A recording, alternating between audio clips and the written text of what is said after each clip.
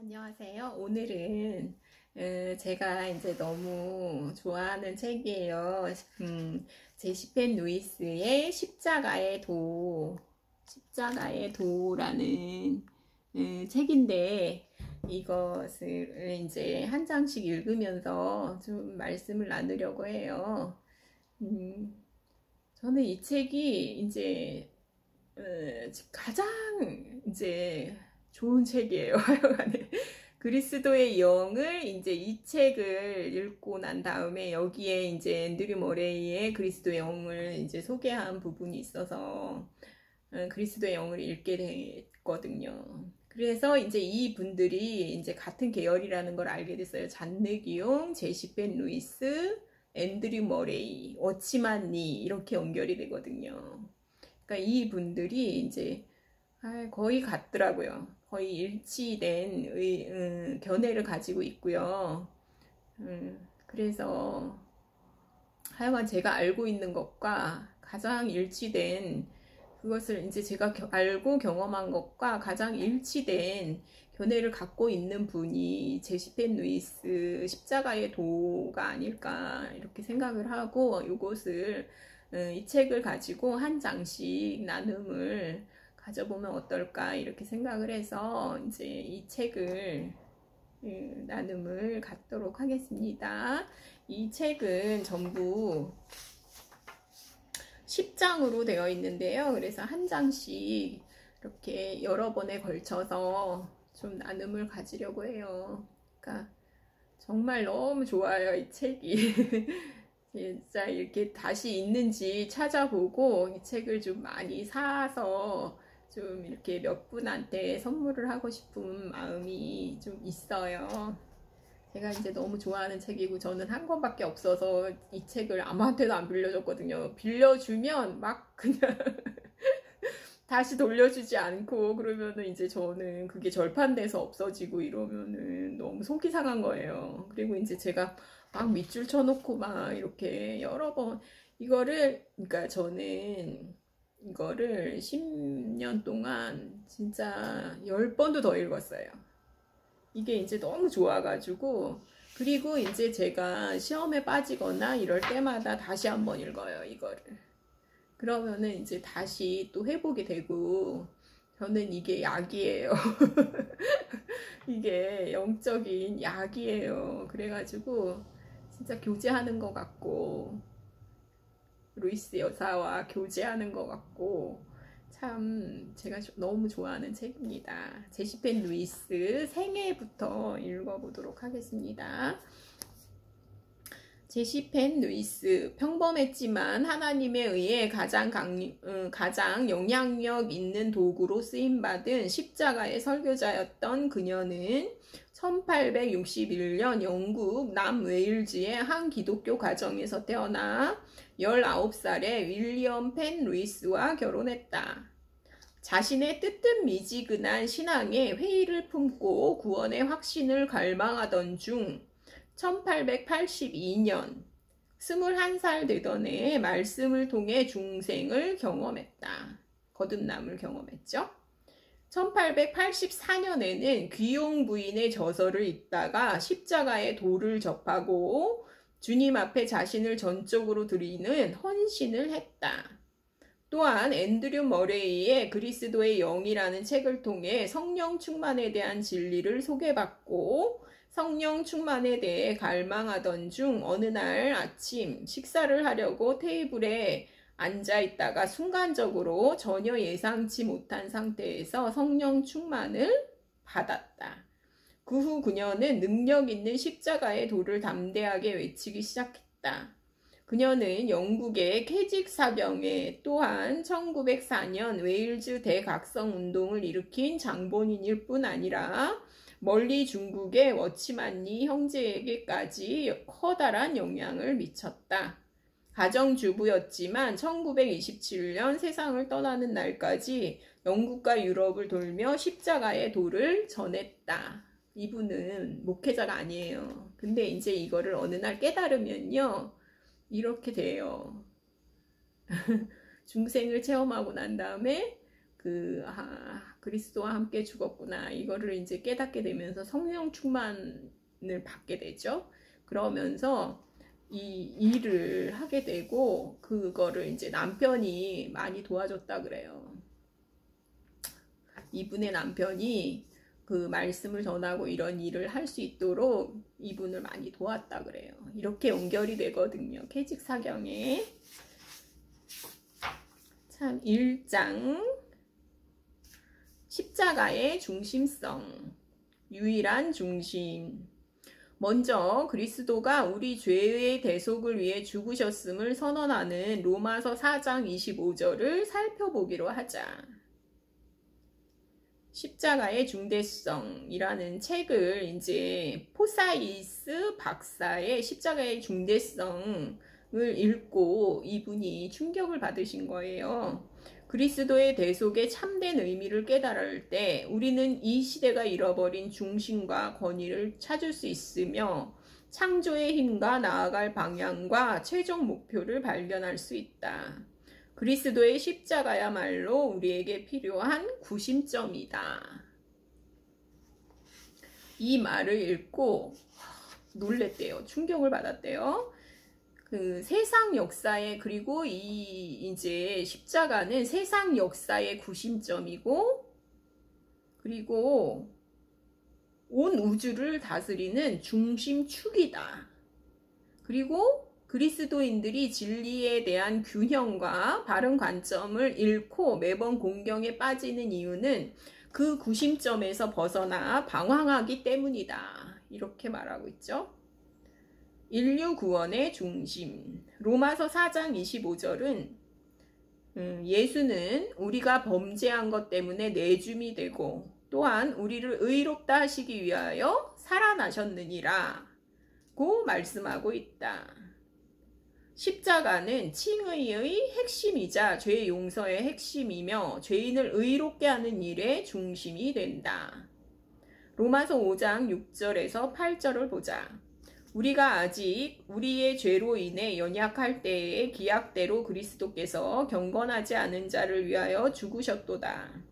의인을 위하여 죽는 자가 쉽지 않고 선인을 위하여 용감히 죽는 자가 혹 있거니와 우리가 아직 죄인 되었을 때에 그리스도께서 우리를 위하여 죽으심으로 하나님께서 우리에 대한 자기의 사랑을 확증하셨느니라. 그리고 나서 9절, 10절은 이렇게 이어진다. 그러면 이제 우리가 그의 피로 말미암아 의롭다 하심을 받았으니 더욱 그로 말미암아 진노하심에서 구원을 받을 것이니 곧 우리가 원수 되었을 때에 그의 아들의 죽으심으로 말미암아 하나님과 화목하게 되었은즉 화목하게 된 자로서는 더욱 그의 살아나심으로 말미암아 그분의 생명을 함께 나누어 가짐으로 말미암아 구원을 받을 것이니라. 그의 살아나심으로 말미암아 부활 생명을 나누어 가짐으로 말미암아 구원을 받을 것임을 알 수 있다. 정리하면 그리스도의 십자가 죽음은 죄인을 위한 대속의 죽음이며 원수된 죄인들과 하나님을 화목케 하는 죽음이고 대속자로서 자신의 죽음을 통해 획득한 생명을 나누어 줌으로 죄인을 구원하는 죽음이었다. 그러니까 죽음만 가지고는요, 사실은 구원은 없죠. 죽음이 구원이 될 수는 없잖아요. 근데 살아나심으로 말미암아 생명을 나누어 줌으로써 죄인을 구원하는 그런 죽음이었죠. 살아나심으로 말미암아 생명을 나누어 주는 그런 죽음이었다는 거죠.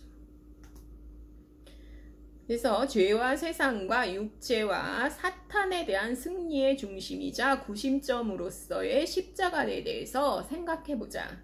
네 개죠. 죄, 세상, 육체, 사탄에 대한 승리의 구심점이 십자가라는 거죠. 첫 번째, 죄에 대한 승리의 구심점. 죄에 대한 승리의 구심점으로서의 십자가의 의미를 살펴보기 위해 로마서 6장을 살펴보자. 이 세상의 신들이 로마서 6장의 진리를 그저 신학자들의 손에서만 다루어지게 함으로써 성도들이 깨닫지 못하도록 회방해 왔는데, 속이는 자 마귀는 자신의 경험상 이 부분이 복음의 핵심에 해당한다는 사실을 인지하고, 성도들이 로마서 6장의 진리를 깨달으면 큰 골칫거리가 될 것을 알고 있기 때문에 이 부분으로 복음이 전해지지 않게 하는 거죠. 로마서 6장 굉장히 중요하죠. 저는 이것을 이제 그 살아나심으로 말미암아 생명을 나누어 받았다, 이 부분을 알게 되면서 제가 이제 정체성을 회복하게 되면서 진짜 너무 놀랬고요. 두 번째 구원이거든요, 그게. 두 번째 구원을 받게 되면서 진짜 너무 놀랬고, 그 로마서 6장을 그래서요, 계속 막 100번쯤 들은 것 같아요. 반복해가지고. 이걸, 근데도 안 외워지긴 하더라고요.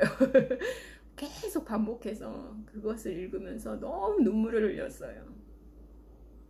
그것을 이제 몰랐죠. 그걸 몰랐죠. 가려져 있으니까.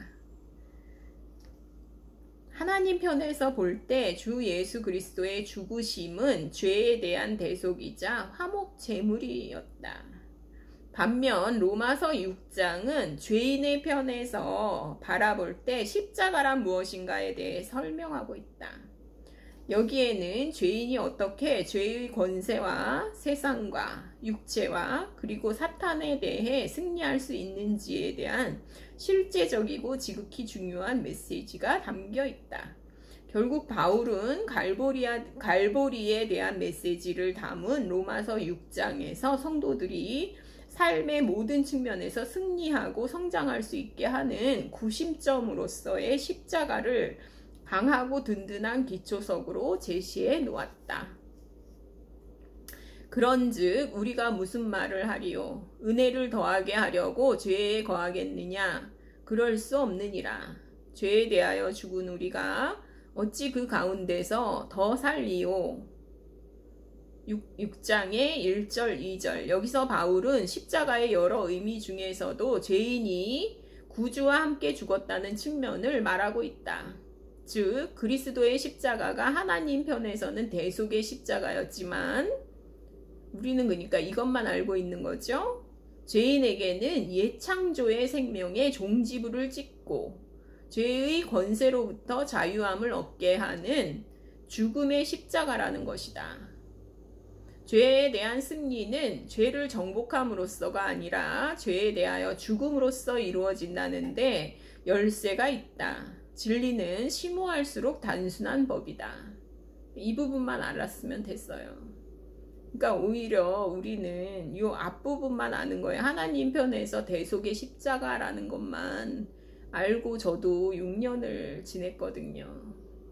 그리고 이게 이제 죄의 권세로부터의 자유함을 얻게 하는 예창조의 생명의 종지부를 찍은 십자가의 의미는 알지를 못했기 때문에 계속 이제 혈과 육의 씨름을 했었거든요.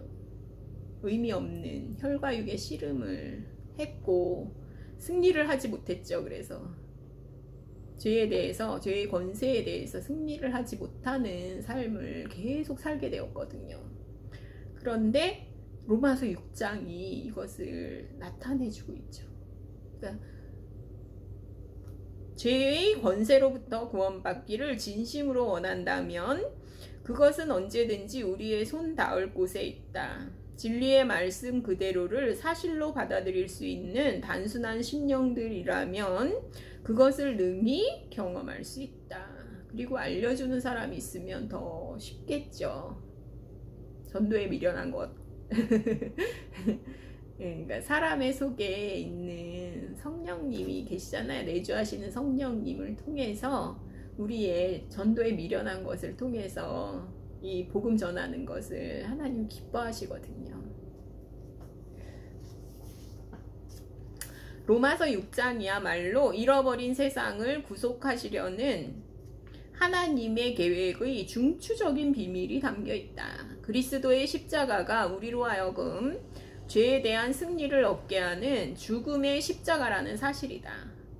로마서 6장이 전하는 십자가의 진리는 마치 나무의 뿌리가 나무의 생존에 절대적이듯 그리스도인 삶에서도 생존이 걸린 뿌리와 같은 것으로 간주되어야 한다. 이것은 뿌리와 같은 것으로 로마서 6장이 간주되어야 하죠. 그래서 죄에 대하여 죽은 우리가 어떻게 계속해서 죄의 지배를 받으며 살 수 있겠는가? 무릇 그리스도 예수와 합하여 세례를 받은 우리는 그의 죽으심과 합하여 세례를 받은 줄을 알지 못하느냐고 바울은 강조한다. 로마서 6장 3절. 여기서 말하는 우리란 성장을 갈망하는 소수의 성도들만 의미하지 않으며 이제 막 회심한 어린 신자들까지 모두 포함한다. 만일 그리스도께로 회심한 모든 이들이 로마서 6장의 복음의 메시지를 통해 거듭난 사람들이고 그들이 그리스도인으로 살아가는 시점부터 이 말씀의 능력을 경험한다면 믿음을 버리는 자들도 줄어들고 그것 때문에 힘든 양육을 해야 할 필요도 훨씬 줄어들 것이다.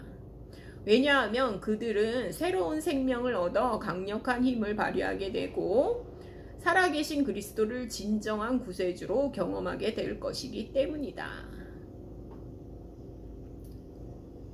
참 놀랍죠.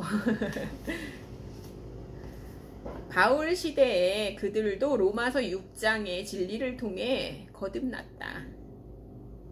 죄에 대하여 죽은 우리가 무릇 그리스도 예수와 합하여 세례를 받은 우리는 그의 죽으심과 합하여 세례를 받은 줄을 알지 못하느냐. 그러므로 우리가 그의 죽으심과 합하여 세례를 받음으로 그와 함께 장사되었나니 이는 아버지의 영광으로 말미암아 그리스도를 죽은 자 가운데서 살리신과 같이 우리로 또한 생명 가운데서 행하게 하려 함이라. 6장 2절에서 4절. 만일 우리가 그의 죽으심과 같은 모양으로 연합한 자가 되었으면 또한 그의 부활과 같은 모양으로 연합한 자도 되리라. 이게 이제 부활과 같은 모양으로 요거를 이제 어떻게 했냐면 코니베어 역에는 그분의 부활을 함께 나누게 되리라. 그러니까 우리가 그리스도의 생명을 함께 나누어 받은 자가 된 거죠. 이거는 생명으로 말미암아 살게 되는 거지. 이거는 그 사실을 알아야 돼요. 그래서 여기서 십자가에 관한 말씀이 반복되고 있는데요. 십자가의 메시지의 구심점을 이루고 있죠. 죽은 우리, 그의 죽으심과 합하여 연합한 자, 이게 이제 십자가 사건을 가리키고 있고요. 죽었으면 그리스도와 함께 죽었으면 그러면 뭐가 되겠어요? 함께 사는 것도 되는 거잖아요.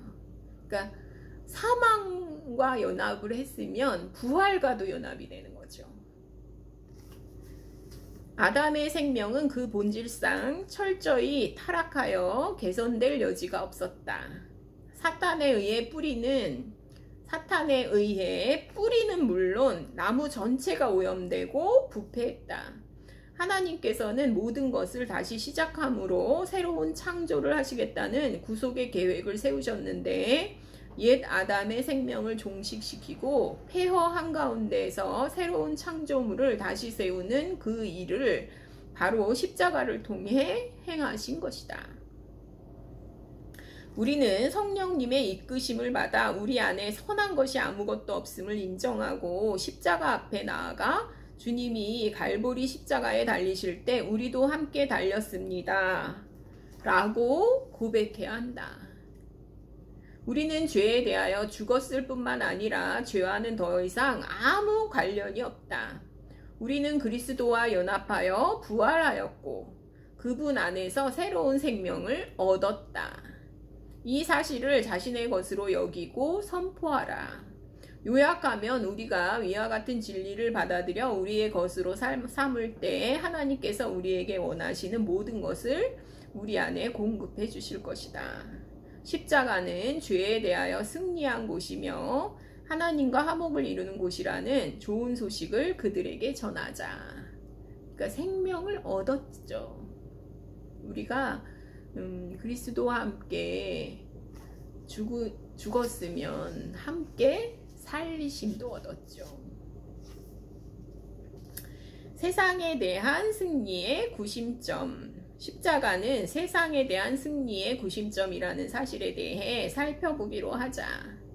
갈라디아서의 6장 14절은 성도가 세상에 대하여 죽었음을 진술하는 가장 강력한 구절이다. 이 구절에서 사도는 비록 자신의 경험을 들어 말하고 있지만 바울에게 일어난 일은 우리에게도 동일하게 적용된다. 여기서 바울은 유대인 신자들로 하여금 율법주의로 다시 돌아가게 만들려는 시도들과 그리스도가 십자가에서 겪으셨던 유대인들의 박해를 자신들은 모면하고자 하는 갈망들에 대해 그것이 바로 세상이라고 지적했다. 그러나 내게는 우리 주 예수 그리스도의 십자가 외에 결코 자랑할 것이 없으니 그리스도로 말미암아 세상이 나를 대하여 십자가에 못 박히고 내가 또한 세상을 대하여 그러하니라. 십자가는 구원하는 십자가이다. 그리스도인인 우리는 세상에 동조하거나 세상으로 옷 입고 세상과 같이 행동할 것이 아니라 세상으로부터 구원받을 수 있는 권리를 주장해야 한다. 교회 안에서 세상을 즐거워하는 문제는 종말을 구하게 될 것이다. 이 부분을 확실하게 안다면 종말을 구하게 되죠. 그리스도의 십자가를 자신의 십자가로 받아들일 때 세상으로부터 실제로 떨어져 나가며 세상과 우리 사이에 거대한 간극이 벌어지고 저 반대편 세상의 사람들을 볼 수 있게 된다. 세상에 대한 승리의 구심점이 십자가라는 거죠. 그리스도 안에 마련된 우리의 자리를 지킬 때 우리는 부활하신 주님과 연합되어 모든 필요가 온전히 충족되며 그로부터 세상의 영혼들에게 나아가 그들의 필요를 돌볼 수 있을 것이다. 세상에 대한 승리의 구심점이 되는 십자가죠. 그 다음에 육체에 대한 승리의 구심점. 또한 바울은 갈라디아서에서 십자가가 육체의 지배로부터 구원을 얻기 위한 중심이라고 말한다. 그리스도 예수의 사람들은 육체와 함께 그 정욕과 탐심을 십자가에 못 박았느니라. 갈라디아서 5장 24절. 그리스도와 함께 죽는 것의 의미를 깨달은 사람들은 육체의 정욕에서 해방되어 자유롭게 살아가는 것이 실제로 가능함을 경험한다. 못 박았느니라 이게 되잖아요. 정욕과 탐심을 십자가에 못 박았느니라. 그러면 이것을 깨달은 사람들은 육체의 정욕에서 해방되어 자유롭게 살아가는 것이 실제로 가능하다 그러고 이것을 해방의 체험이라고 한 사람들이 책을 쓰거나 이렇게 한 사람들이 많거든요. 갈라디아서 5장 16절은 육체와 영의 싸움에 대해 묘사하고 있는데 그 둘은 본질상 서로 상반된다. 성령이 지배하면 육체의 정욕은 사라진다. 24절은 이러한 성령의 지배가 십자가를 통해 가능하다는 사실을 보여준다. 이때 육체는 단지 지배력을 잃기만 하는 것이 아니라 십자가에 못 박히게 된다. 이러한 원리는 우리의 먹고 마시는 문제에까지 적용된다. 하나님의 자녀들이 이 진리를 깨닫는다면 세상의 유행과 향락에 붙들려 육신을 위한 물질적인 문제들을 놓고 불평하다가 주님의 이름을 더럽히는 일 따위는 종지부를 찍게 될 것이다. 그리스도 예수의 사람들은 육체와 함께 그 정욕과 탐심을 십자가에 못 박았느니라. 여기에서 정욕과 탐심은 육체의 본성에 속한 모든 종류의 습관과 욕망을 뜻한다. 흡연이나 마약 혹은 알코올에 붙잡혀 살아가는 것도 그 중 하나다. 그러므로 우리의 육체가 십자가에 못 박혔다는 것은 영적인 의미로 받아들여지기는 하지만 실제로 우리는 현실 속에서도 많은 경우 육체대로 살고 있기에 영적이든 현실 속에서든 어떠한 경우에서든 육체는 더 이상 우리를 지배하지 못한다. 고린도후서 10장 3절, 고린도전서 6장 12절. 자, 그래서 육체에 대한 승리의 구심점이 십자가라는 거죠.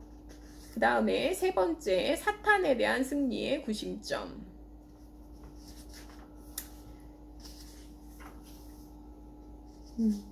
이게 네 번째, 사탄에 대한 승리의 구심점. 마지막으로 사탄에 대한 승리의 구심점으로서의 십자가에 대해 살펴보자.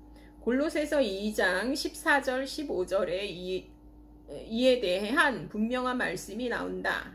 우리를 거스르고 불리하게 하는 법조문으로 쓴 증서를 지우시고 제하여 버리사 십자가에 못 박으시고 통치자들과 권세들을 무력화하여 드러내어 구경거리로 삼으시고 십자가로 그들을 이기셨느니라. 요한복음 12장 31절 33절의 말씀을 보면요. 이제 이 세상에 대한 심판이 이르렀으니 이 세상의 임금이 쫓겨나리라. 내가 땅에서 들리면 모든 사람을 내게로 이끌겠노라. 요한복음 16장 8절에서 11절에는 그 진리의 영이 와서 죄에 대하여, 의에 대하여, 심판에 대하여 세상을 책망하시리라. 죄에 대하여라 함은 그들이 나를 믿지 아니하며 의에 대하여라 함은 내가 아버지께로 가니 너희가 다시 나를 보지 못하며 심판에 대하여라 함은 이 세상 임금이 심판을 받았음이라. 이곳은 마귀와 그의 모든 세력들은 갈보리에서 완전히 무력화되었다라는 것을 보여주는 부분이죠. 아담의 생명을 못 박은 십자가를 아는 것이 얼마나 중요한지, 그러니까 옛 아담의 생명을 못 박은 십자가의 의미를 아는 것이 얼마나 중요한지 알아야 된다는 거죠. 십자가에 못 박힘으로 우리는 승리하신 그리스도와 연합하고 높임을 받으며 대적을 이길 힘을 얻고 우리 삶에서 이 세상 임금이 쫓겨난 것을 증거할 수 있다. 그래서 죄, 세상, 육체, 사탄에 대한 승리의 구심점이 바로 이 십자가의 의미를 아는 것이라는 거죠. 참 놀랍죠. 그래서 이미 완성된 그리스도의 사역, 믿음으로 의롭다 함을 받는 일에서 가장 중요한 핵심이 되는 것은 바로 십자가이다. 십자가는 죄에 대한 승리를 얻는 데 있어서도 가장 중요한 핵심이다. 십자가는 우리의 개인적인 삶과 외적인 습관에 관련해서도 가장 중요한 핵심이다. 또한 십자가는 우리 대적에 맞서 승리하기 위한 가장 중요한 핵심이다. 하나님이 놓으신 기초는 매우 든든한데요. 그들은 그리스도가 갈보리에서 완성하신 십자가 사역의 단단한 반석 위에 서 있는 것이다. 이 사실은 하나님에게는 완전한 대속을 의미하며 세상과 육체와 사탄에 대하여는 승리와 구원을 의미한다. 십자가의 도가 하나님의 능력임을 안다. 고린도전서 1장 18절. 여기서 십자가의 도라는 것은 로고스, 십자가의 도, 로고스란 십자가에 대한 사람의 생각이나 그것에 대한 설교를 말하는 것이 아니에요. 그것은 십자가 그 자체이며 그리스도와 죄인들에게 십자가가 의미하는 모든 것이기도 하다. 이 의미를 알면 승리를 할 수 있다는 거죠. 승리하는 그리스도인의 삶을 살 수 있다는 거죠. 죄와 사망의 법에서 생명의 성령의 법으로 옮겨졌다는 것을 알게 되죠. 바울은 십자가의 도야말로 우주의 수수께끼를 풀고 모든 신비를 설명하며 만물을 화해시키는 열쇠라고 보았다. 그리고 바울은 모든 문제의 해결책으로서 십자가의 도를 증거했다. 세상은 모든 신비를 풀어줄 유일한 열쇠인 이 십자가의 도를 깨달아야 한다. 그래서 여기 1장 너무 멋지죠? 1장 십자가의 중심성, 십자가의 도 제시펜 루이스 중에서 나눔을 가졌습니다. 감사합니다.